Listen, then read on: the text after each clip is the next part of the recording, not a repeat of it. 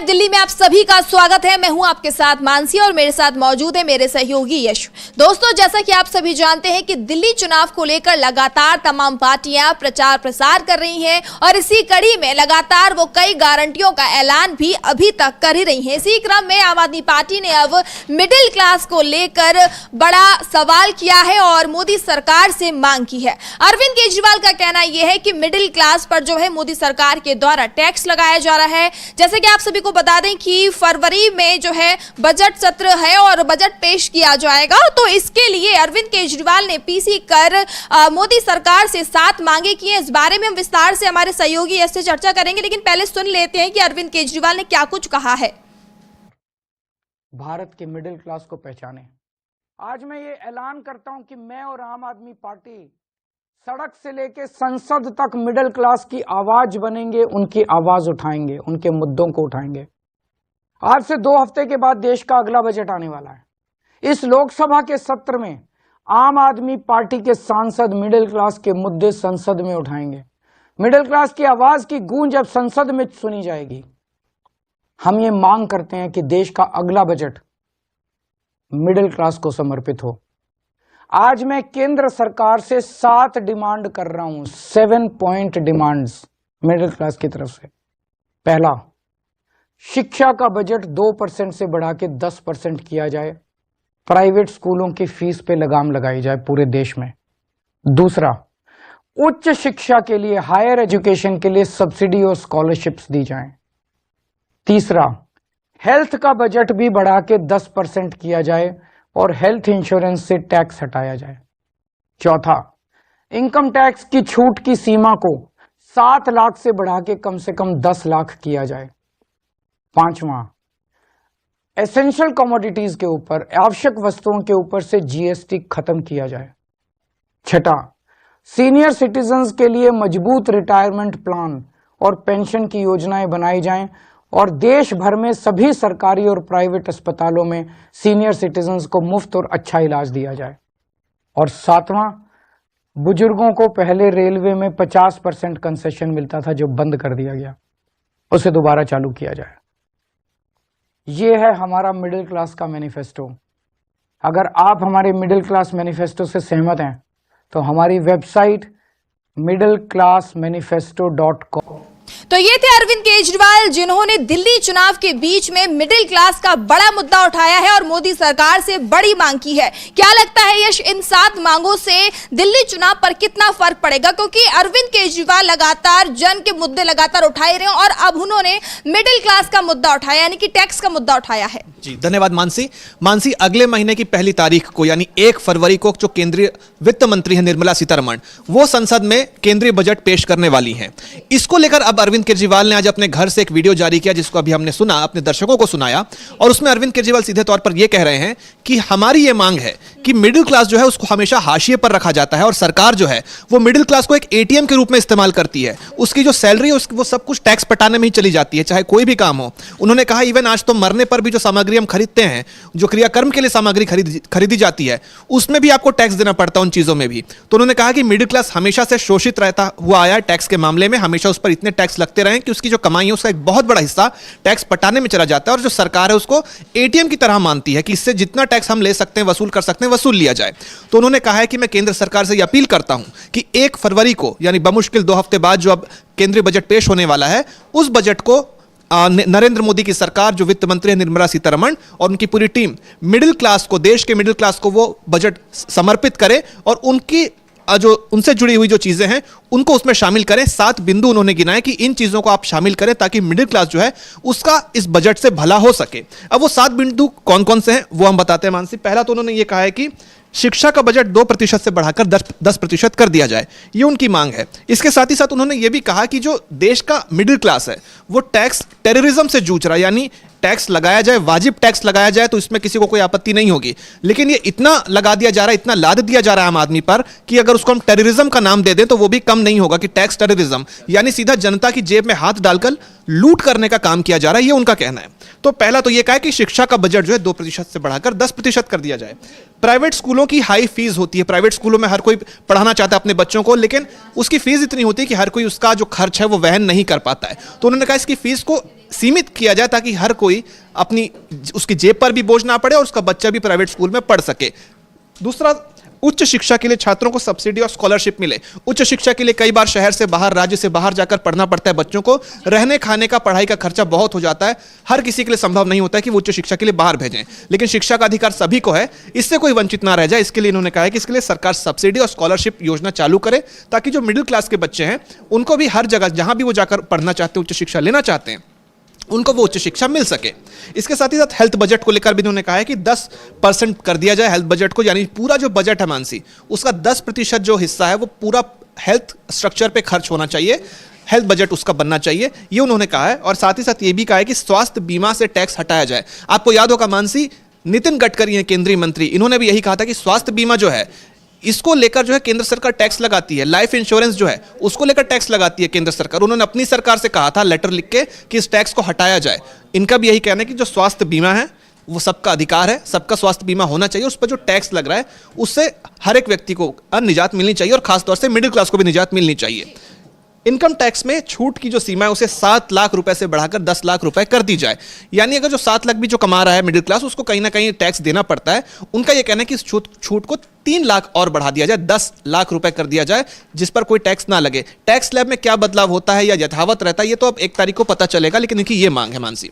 इसके साथ ही साथ इन्होंने ये कहा है कि आवश्यक वस्तुओं से जीएसटी हटे।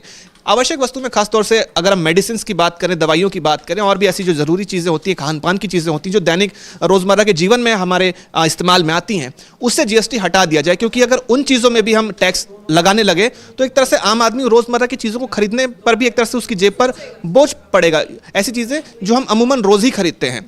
तो इसको लेकर भी इन्होंने कहा है कि आवश्यक वस्तुएं जो भी हैं उससे जीएसटी हटना चाहिए और वो जो उसका एक्चुअल प्राइस है उस पर ही वो बिकनी चाहिए, क्योंकि उसमें कोई आप प्रॉफिट कमाने का आप देख नहीं सकते। उसमें सीधा है कि लोगों को ज़रूरत के हिसाब से वो चीज़ मिलनी चाहिए।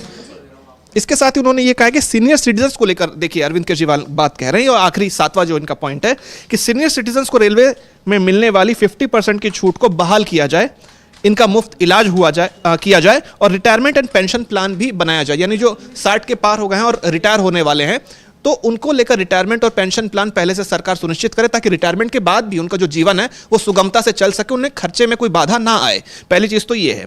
दूसरा ये जो केजरीवाल ने हाल ही में एक योजना भी लाई थी, उसको ये कह रहे हैं कि पूरे देश भर में ये योजना लागू हो कि मुफ्त इलाज सुनिश्चित हो सके। क्योंकि एक तरह से देखा जाता है कि जो मिडिल क्लास है उसकी जीवन भर की कमाई जो है वो, अगर कोई उसे गंभीर बीमारी हो गया और किसी अच्छे अस्पताल में गया इलाज करवाने के लिए, तो उसकी कमाई का एक बहुत बड़ा हिस्सा जो है अस्पताल के बिल भरने में चला जाता है। तो उन्होंने कहा कि मुफ्त इलाज सुनिश्चित किया जाए, क्योंकि अमूमन 60 के बाद कोई ना कोई बीमारियां लगी रहती हैं व्यक्ति को, तो उससे ऐसा ना हो कि उसकी जेब पर वो बोझ पड़े और वो परिवार भी उसमें एक तरह से परेशान होता रहे। और सीनियर सिटीजन्स को रेलवे में मिलने वाली जो ये छूट है 50% की पहले थी, अब हटा दी गई है अश्विनी वैष्णव के द्वारा। तो उसको कहा है कि उसको बहाल किया जाए। यानी अगर कोई सीनियर सिटीजन ट्रेन में ट्रैवल कर रहा है तो उसकी टिकट में 50% की छूट मिलनी चाहिए। तो ये 7 बिंदु इन्होंने गिनाए हैं केजरीवाल ने और कहा है कि ये चीज़ें केंद्रीय बजट में आप इंक्लूड करके इस बजट को मिडिल क्लास को समर्पित कर दें। अब देखना होगा 2 हफ्ते बाद जो है अभी एक तरह से मसौदा तैयार ही किया जा रहा होगा केंद्रीय बजट का। ऐसा तो नहीं कि बजट तैयार हो चुका होगा, अभी तो हलवा सेरेमनी भी बाकी है। हलवा सेरेमनी तब होती है जब बजट तैयार हो चुका होता है 1 रात पहले। तो इसमें देखते हैं अगर इन पॉइंट्स को इंक्लूड करती है केंद्र सरकार की नहीं करती है। जी बिल्कुल आपने ठीक कहा। अच्छा, ये भी सवाल करना चाहूंगी आपसे कि अरविंद केजरीवाल ने बीच चुनाव में एक तरह से मिडिल क्लास का मुद्दा उठाया, टैक्स का मुद्दा उठाया, क्योंकि लगातार देखा जा रहा है कि टैक्स को लेकर मिडिल क्लास काफी ज्यादा परेशान रहती है। हर चीजों पर लगातार टैक्स जो है बढ़ता ही जा रहा है। तो क्या लगता है अरविंद केजरीवाल का ये दाव जनता पर कितना इसका फर्क पड़ेगा? देखिए, जाहिर तौर पर इसका फर्क पड़ता हुआ दिख सकता है, क्योंकि केंद्र सरकार को अगर संज्ञान में लेना था मिडिल क्लास को, तो 10 साल से आपकी केंद्र में सरकार है, आप मिडिल क्लास के लिए कुछ कर सकते थे। हर बार जब बजट आता है तो मिडिल क्लास ही क्यों पिसता है? मिडिल क्लास को ही क्यों हाशिए पर रखा जाता है? उसे उसके अधिकारों को क्यों दरकिनार किया जाता है? सवाल यही उठता है ना। आप याद कीजिए पिछली बार जो बजट आया था उसमें क्या हुआ था। मिडिल क्लास ताकता रह गया कि निर्मला सीतारमण उसके लिए कुछ बोलेंगी, उसकी बेहतरी की कुछ बात करेंगी, उसके हक की कुछ बात करेंगी, उसे कुछ राहत देंगी। लेकिन उन्होंने क्या किया?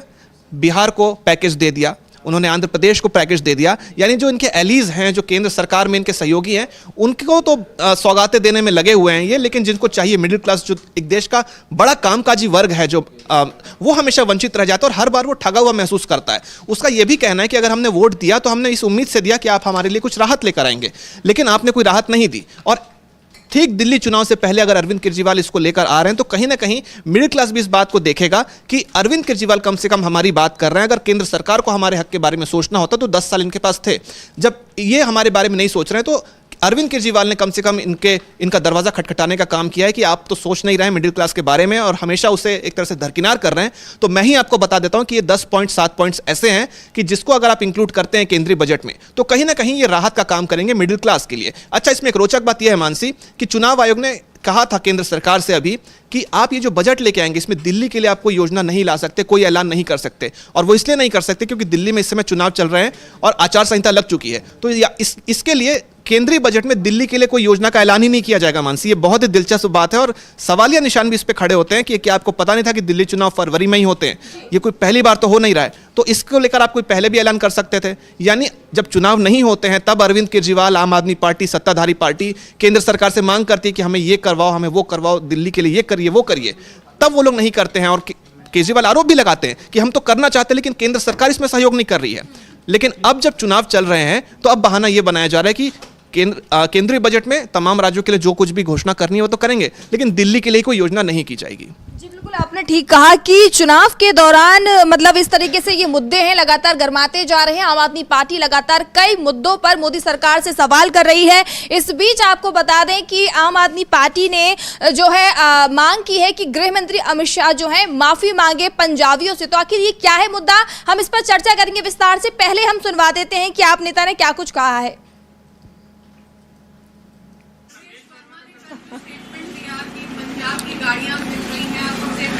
मेरे को बहुत दुख हुआ दिल्ली का एक नागरिक होने के नाते और दिल्ली का पूर्व सीएम होने के नाते। प्रवेश वर्मा जी ने जिस तरह से पंजाबियों के कंट्रीब्यूशन को प्रश्न चिन्ह लगाया।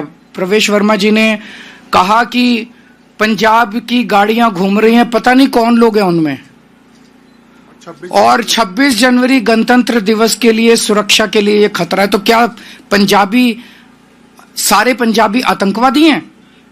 सारे पंजाबी देशद्रोही हैं? क्या सारे पंजाबी देश के लिए खतरा हैं? पंजाबियों ने दिल्ली को संवारा है। पंजाबियों ने आज जो दिल्ली है जिस स्तर पे, उसमें पंजाबियों का बहुत बड़ा कंट्रीब्यूशन है। पंजाबियों जो आज पंजाबी हैं, इनके पूर्वजों ने देश के लिए कुर्बानियां दी थी।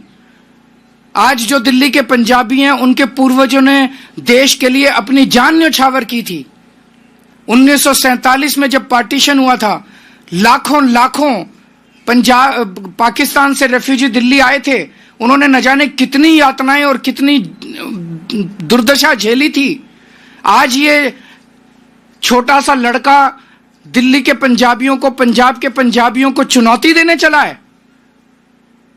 हम इसका सख्त विरोध करते हैं और हम कहते हैं कि अमित शाह जी को तो देखिए, दिल्ली चुनाव को लेकर अब पंजाबियों को मुद्दा भी गरमा रहा है। आपको बता दें कि बीजेपी के नेता जो है और उम्मीदवार भी हैं परवेश वर्मा ने जो है बड़ा बयान दिया। वो तो कोशिश कर रहे थे कि आम आदमी पार्टी को घेरे, लेकिन आम आदमी पार्टी ने उल्टा ही उनको घेर लिया है। उन्होंने कहा कि दिल्ली में जो है पंजाब के नंबर की गाड़ियां चल रही है, पता नहीं उनमें कौन बैठा है, और इस पर सरकार को ध्यान देना चाहिए कि 26 जनवरी को गणतंत्र दिवस है, तो ऐसे में सरकार को ध्यान देना चाहिए। लेकिन इसको आम आदमी पार्टी ने लपक लिया इस मामले को और उल्टा ही उन पर ये सकते हैं कि बैकफायर कर गया। यश, क्या कहना चाहेंगे? देखिए, सिनेरियो ये है मानसी कि अभी दिल्ली में चुनाव प्रचार चल रहे हैं।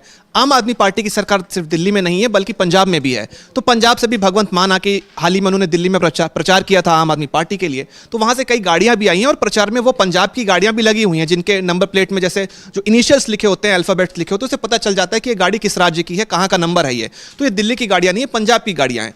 अब इसको लेकर जो है परवेश वर्मा, वो उनकी बौखलाहट जो थी, जैसा आम आदमी पार्टी कह रही है कि इनको हार दिख गई है, तो ये बौखलाहट के लिए कोई ना कोई आरोप तो लगाएंगे ही। तो इनका सीधे तौर पर यह कहना था परवेश वर्मा का कि 26 जनवरी नज़दीक है, अब आज 22 तारीख हो गई, 26 तारीख को गणतंत्र दिवस है, तो इसको लेकर जो है तैयारियां चल रही हैं, यानी सुरक्षा व्यवस्था जो है बिल्कुल चाक चौबंद है दिल्ली में। तो ये पंजाबी यहाँ क्यों आ रहे हैं? क्या इनका कुछ मकसद है? क्या यहाँ कुछ ये करना चाहते हैं? ये इनका कहना था। तो सीधे तौर पर आम आदमी पार्टी ने इस मुद्दे को लपक लिया और कहना ये चाह रहे हैं वो कि आप ऐसा कह के सीधे तौर पर पंजाबियों का अपमान कर रहे हैं। और क्या आपको ऐसा लगता है कि जो पंजाबी हैं वो सभी के सभी आतंकवादी हैं, या वो आतंक फैलाने के उद्देश्य से दिल्ली आए हुए हैं और गणतंत्र दिवस के दिन वो कोई बवाल करना चाहते चाहते हैं जिससे जो देश की शांति है और जो सुरक्षा व्यवस्था है, सिर्फ सबसे high security, high alerted security area की जो इंडिया गेट है, राष्ट्रपति भवन है, वहां कुछ करना चाहते हैं तो आप अपने आरोप, अपने शब्द हैं उसको वापस लेकर ना सिर्फ परवेश वर्मा माफी मांगे बल्कि साथ ही साथ अमित शाह जो हैं वो भी माफी मांगे। जैसा कि कहा जाता है कि ये लोग हर एक चीज को टूल की तरह इस्तेमाल करते हैं। मानसी, कल ही हमने बात किया, रावण कर रहे थे कि रावण के सम्मान में बीजेपी आई मैदान में, लेकिन जब मुंह में राम बगल में छुरी वाला काम करती कि राम को किस तरीके से इन्होंने टूल के रूप में इस्तेमाल किया। और मोदी जी ने जब साष्टांग प्रणाम किया प्राण प्रतिष्ठा वाले दिन, तो उनको लगा था कि उन्होंने एक तरह से साष्टांग प्रणाम करके पूरे देश भर के ईवीएम को हैक कर लिया है और अब तो मेरी जीत तय है और अब 400 पार से कोई नहीं रोक सकता। लेकिन ना सिर्फ वो 240 पर आकर सिमट गए बल्कि एक तरह से पूरे अयोध्या मंडल से उन्हें धकेला के बाहर कर दिया गया। यही पैतरा पंजाब में भी देखने को मिला था। जब पंजाब में चुनाव थे मानसी, तो मोदी जी जब बंगाल में जाते हैं तो दाढ़ी बढ़ा के जाते हैं रविंद्रनाथ टैगोर की तरह, वहां के लोगों को लुभाने के लिए। पंजाब में जब अमित शाह गए थे, पंजाब में जब नरेंद्र मोदी गए थे प्रचार के लिए, तो क्या करके गए थे? पगड़ी पहन के गए थे। यानी क्या आपने जो पगड़ी, जो एक तरह से ताज होता है पंजाबियों के सर का जो कहा जाता है, उसको भी अपने टूल के रूप में इस्तेमाल किया अपने वोट बढ़ाने के लिए, अपना वोट बैंक साधने के लिए? क्योंकि अब आप ये कह रहे हैं कि पंजाबी जो है वो आतंक फैलाने के लिए दिल्ली आए हुए हैं। आप एक काम कीजिए, अगर करना ही हो तो वो जो नंबर है जिनको आप बोल रहे हो पंजाब से गाड़ियां आके यहाँ घूम रही है और पता नहीं क्या कर दें 26 जनवरी को, उन गाड़ियों के नंबर पता किए जा सकते हैं कि उन गाड़ियों का मालिक कौन है। आप पता कर लीजिए कि वो आतंकवादी हैं कि कोई सामान्य नागरिक हैं या किसी नेता की गाड़ी है वो। तो एक सीधे तौर पर आम आदमी पार्टी का यही कहना है कि सिर्फ परवेश वर्मा नहीं बल्कि अमित शाह भी माफी मांगे क्योंकि इन्होंने पंजाबियों का अपमान किया है, पंजाबियों को आतंकवादी बोला है। हम ऐसा कुछ भी करने नहीं है, हम जो प्रचार कर रहे हैं उससे जो है बीजेपी की बौखलाहट साफ साफ नजर आ रही है। जी बिल्कुल, आपने ठीक कहा कि अब दिल्ली की सियासत में जो है लगातार बीजेपी घिरती नजर आ रही है। हालांकि कोशिश ये करती है कि बीजेपी कुछ ना कुछ करके बयान देकर वो आम आदमी पार्टी को घेर ले, लेकिन आम आदमी पार्टी जो है इस वक्त काफी ज्यादा एक्टिव नजर आ रही है। वो जो भी बयान या कुछ भी कहते हैं उनके नेता, तो वो उसको उल्टा ही उन पर ही बैकफायर कर देते हैं। इस बीच हम बात करेंगे कि आम आदमी पार्टी की तरफ से आरोप लगाया गया है कि जब उनके कार्यकर्ता या उनके पार्टी के नेता जो है चुनाव प्रचार करने जाते हैं तो बीजेपी के जो नेता हैं उन्हें रोकते हैं, गुंडागर्दी कर रहे हैं, उन्हें रोकने की कोशिश कर रहे हैं। और इसी के साथ इसी को लेकर आम आदमी पार्टी के नेताओं ने पीसी की है। क्या कुछ कहा है उसको हम सुनवाते हैं आपको और इसके बाद हम विस्तार से चर्चा करेंगे क्या है ये पूरा मामला। सभी पत्रकार बंधुओं को नमस्कार। कल एक ऐसा बयान परवेश वर्मा ने दिया जिससे पूरे सिख समाज का, पंजाबी समाज का घोर अपमान हुआ है। उनका बयान यह है कि दिल्ली के अंदर पंजाब नंबर की गाड़ियां घूम रही हैं और उससे आगे बढ़ के कहते आए परवेश वर्मा, विधानसभा के हर इलाके में भारतीय जनता पार्टी के कार्यकर्ता और कई लोग जो कहते हैं हम रमेश बिधूड़ी जी के भतीजे हैं, आम आदमी पार्टी कार्यकर्ताओं को डरा रहे हैं, धमका रहे हैं, उनका कॉलर पकड़ रहे हैं, उनका पार्टी का प्रचार का सामान लेके छीन रहे हैं, जला रहे हैं। मैं एक एक करके पिछले एक हफ्ते में हुई ऐसी गुंडागर्दी की घटनाएं आप सभी के साथ शेयर करना चाहूंगी। 15 फरवरी को गिरिनगर इलाके में आम आदमी पार्टी के वार्ड अध्यक्ष अरुण चौहान जी और हमारी महिला विंग की टीम डोर टू डोर कर रही थी। वहां पर भारतीय जनता पार्टी के राजीव भाटी जी, जो कहते हैं वो बिधूड़ी जी के भतीजे हैं और भारतीय जनता पार्टी के पदाधिकारी हैं, बीजेपी का पटका उन्होंने पहना हुआ था। वो हमारे कार्यकर्ताओं के पास आए, गाली गलौज किया। तो दिल्ली का चुनाव जो कह सकते हैं कि अब गरमा रहा है, हाथापाई पर होता हुआ नजर आ रहा है। ऐसा आम आदमी पार्टी की तरफ से आरोप लगाया जा रहा है कि जब उनके कार्यकर्ता प्रचार करने के लिए जाते हैं तो बीजेपी के जो कार्यकर्ता हैं, बीजेपी के जो नेता हैं, उन्हें रोकने का प्रयास करते हैं। और आपको बता दें कि इस मामले में सीएम आतिशी ने कल चुनाव आयोग को पत्र भी लिखा था और इसके साथ उन्होंने ये भी कहा था कि दिल्ली में अर्धसैनिक बलों की तैनाती भी की जाए। क्या कहना चाहेंगे यश इस मामले में, क्योंकि लगातार देखा जा रहा है कि बीजेपी दिल्ली चुनाव में उस पर बहुत आरोप लगते जा रहे हैं और इस चुनाव में इस बार वो लगातार घिरती नजर आ रही है। मानसी देखिए, जो आज का हमारा टॉपिक ही यही है कि जो दिल्ली चुनाव की लड़ाई है वो हाथापाई पर आ चुकी है। और इसको लेकर कल आतिशी ने, जैसा आपने बताया, कि आम आदमी पार्टी के कार्यकर्ता डोर टू डोर कैंपेन कर रहे थे, घर घर जाकर चुनाव प्रचार कर रहे थे, पैम्पलेट्स बांट रहे थे। और ऐसे बहुत सारे भाजपा कार्यकर्ता, जिसमें से कहा यह जा रहा है कि रमेश भिदुड़ी के भतीजे भी थे और उनके और भी तमाम रिश्तेदार थे, उनके जानने पहचानने वाले थे, उन्होंने बीजेपी का पट्टा पहना हुआ था, वो जो एक गमछा होता है वो उन्होंने पहना हुआ था। और सीधे तौर पर ये लोग आम आदमी पार्टी के कार्यकर्ताओं के साथ झूमा झटकी कर रहे थे, धक्का मुक्की कर रहे थे और मारपीट करने की भी खबर सामने आई है। इसको लेकर आतिशी ने ना सिर्फ ये कहा कि हम चुनाव आयोग को चिट्ठी लिख रहे हैं, उन्होंने स्थानीय चुनाव अधिकारी को भी चिट्ठी लिखा और कहा कि इस घटना का संज्ञान लेकर जो है इस पर न्याय सुनिश्चित करें। साथ ही साथ जो कालकाजी विधानसभा है मानसी, जहां आप भी गई थी रिपोर्टिंग के लिए, वहां उन्होंने ये कहा है कि पैरामिलिट्री फोर्स तैनात कर दिए जाएं, क्योंकि आने वाले दिनों में यहां से, चूंकि वो आतिशी भी लड़ रही हैं, तो उनको यह आशंका है कि आने वाले दिनों में भी, और रमेश भिदुड़ी भी वहां से उतरे हुए हैं, तो रमेश भिदुड़ी जानते हैं कि अगर आतिशी मेरे अगेंस्ट है तो कहीं ना कहीं मेरा चुनाव जीतना यहां पे एक तरह से क्लीन स्वीप की तरह नहीं दिख रहा है, मुझे बहुत कड़ी टक्कर मिलने वाली है। और उससे कहीं ना कहीं आम आदमी पार्टी के कार्यकर्ताओं को धकियाने के लिए, भगाने के लिए वो इस तरह के पैंतरे अपना रहे हैं और अपने कार्यकर्ताओं से कह रहे हैं कि आप आम आदमी पार्टी के कार्यकर्ताओं को जहां भी देखें प्रचार करते हुए, उनके साथ आप हिंसा शुरू कर दें। तो सीधे तौर पर इनका यही कहना है। और आज इन्होंने एक तरह से प्रेस कॉन्फ्रेंस की और कहा कि हम लोग सुरक्षा की बात करते हैं दिल्ली में सुरक्षा तो सुनिश्चित होती नहीं है, लेकिन आम बीजेपी के जो कार्यकर्ता हैं उनको किसका संरक्षण प्राप्त है कि वो खुलेआम इस तरह से एक सिटिंग सीएम के विधानसभा क्षेत्र में जाके, जिसकी सरकार है उसके पार्टी के ही कार्यकर्ताओं के साथ आप मारपीट करने पे उतारू हो रहे हैं। तो इसको लेकर इन्होंने यही कहा है कि बीजेपी जो है उसको अपनी हार दिख चुकी है और सीधे तौर पर गुंडागर्दी पे उतर आई है, तो इसका कहीं ना कहीं संज्ञान लेना चाहिए। यानी एक तो बड़बोलापन जो था उसको लेकर तो विवादों में रहे ही थे रमेश भिदुड़ी, अब एक तरह से जो है मारपीट पे भी उतारू हो गए। यानी कितनी बौखलाहट है और कितनी हाथ पैर मारने की ये लोग कोशिश कर रहे हैं। ये दिख रहा है कि जुबान से भी वो चीज समझ, खींच जो है उनकी निकल के सामने आ रही थी, अब वो खींच हाथापाई और हिंसा पे भी आ चुकी है। तो पहले ये कहा जा रहा था कि धनबल से जीतने की कोशिश कर रहे हैं, जो हमने परवेश वर्मा की बात की थी कि 10-10 हज़ार रुपए बांटे गए थे और 11-1100 रुपए जो है महिलाओं को देकर वोट खरीदने की कोशिश की जा रही थी। तो धनबल नहीं चला तो अब बाहुबल से जीतने की कोशिश की जा रही है कि हाथ पैर चलाकर ही कहीं ना कहीं हम डरा दें वोटर्स को और आम आदमी पार्टी के कार्यकर्ताओं को, ताकि वो प्रचार करने से ही भाग खड़े हों और कालकाजी पे सिर्फ हम प्रचार करें और लोगों को ऐसा लगे कि यहाँ पे तो आम आदमी पार्टी की कोई हवा ही नहीं है, वहाँ पे इनका कोई कार्यकर्ता ही नहीं है और सिर्फ हम ही प्रचार करें और कहीं ना कहीं हम अपना वोट परसेंटेज बढ़ा लें। इसको लेकर आतिशी ने एक ट्वीट भी किया मानसी, वो भी हम दर्शकों को पढ़ के बताते हैं। उन्होंने कहा कि भाजपा प्रत्याशी रमेश भिदुड़ी द्वारा कालकाजी में गुंडागर्दी और दहशत का माहौल बनाया गया है। कालकाजी के हर इलाके में बीजेपी और रमेश भिदुड़ी के गुंडे, जो खुद को उनका भतीजा बताते हैं, लोगों को डरा धमका रहे हैं, गाली गलौज कर रहे हैं और मारपीट भी कर रहे हैं और चुनाव को प्रभावित करने की कोशिश की जा रही है। हर दिन कालकाजी के अलग अलग हिस्सों से इनकी गुंडागर्दी की खबरें सामने आ रही हैं। कालकाजी के लोग भाजपा की इस गुंडागर्दी का जवाब 5 फरवरी को देंगे। जी, तो यानी कि कह सकते हैं कि बीजेपी जो है इस बार दिल्ली चुनाव को लेकर लगातार घिरती जा रही है। तमाम आरोप जो है आम आदमी पार्टी की तरफ से लगाए जा रहे हैं। आम आदमी पार्टी की तरफ से कहा यह जा रहा है कि वो चुनाव तो जीत नहीं पा रहे हैं, इसलिए हाथापाई पर उतर आए हैं, गुंडागर्दी पर उतर आए हैं, ऐसा कहना है आम आदमी पार्टी का। इसी के साथ अब बात करते हैं कांग्रेस की। तो कांग्रेस भी अब दिल्ली चुनाव को लेकर कह सकते हैं कि फ्रंट पर नजर आ रही है और राहुल गांधी अब एक बार फिर आज एक रैली करेंगे। कहां रैली करेंगे इसके बारे में जानकारी देंगे हमारे सहयोगी यश। जी मानसी, देखिए अभी हाल ही में देखा था कि सीलमपुर में राहुल गांधी की रैली थी, उसके बाद वो रिठाला भी गए थे। बीच में चूंकि उनका स्वास्थ्य थोड़ा नरम गरम रहा तो वो कई जगहों पर नहीं जा पाए, बेलगाम भी नहीं जा पाए। कर्नाटक में जो रैली थी 100 साल पूरे हो गए थे जो महात्मा गांधी का अधिवेशन था उसके लिए, वहां भी राहुल गांधी पहुंचने में असमर्थ रहे थे। लेकिन अब यह कहा जा रहा है कि उनकी जो सेहत में सुधार है वो आ गया है, सेहत में सुधार देखा गया है और अब लगातार 3 दिन तक राहुल गांधी दिल्ली में अलग अलग विधानसभा क्षेत्रों में प्रचार करेंगे।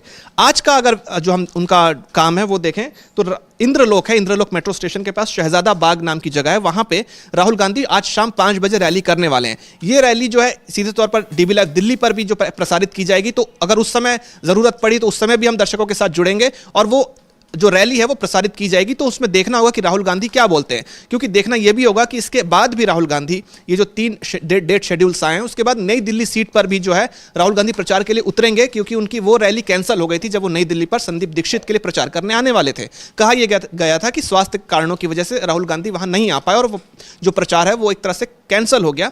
अब उस डेट को आगे बढ़ाकर हो सकता है कि संदीप दीक्षित के लिए वो आने वाले दिनों में प्रचार करें और वो जरूर करेंगे, क्योंकि जब बाकी सीटों पर राहुल गांधी प्रचार कर रहे हैं तो नई दिल्ली सीट तो एक हॉट सीट मानी जा रही है और संदीप दीक्षित पूर्व सीएम के जो बेटे वो उतरे हुए हैं, तो और अरविंद केजरीवाल जो है वो भी वहां से उतरे हुए हैं और राहुल गांधी का वहां पर उतरना एक तरह से बिल्कुल ये बता देगा कि अब एकदम निर्णायक मोड़ पर आ चुका है जो दिल्ली का चुनाव है और राहुल गांधी की एंट्री कहीं ना कहीं इसमें चेरी ऑन द केक का काम कर रही है।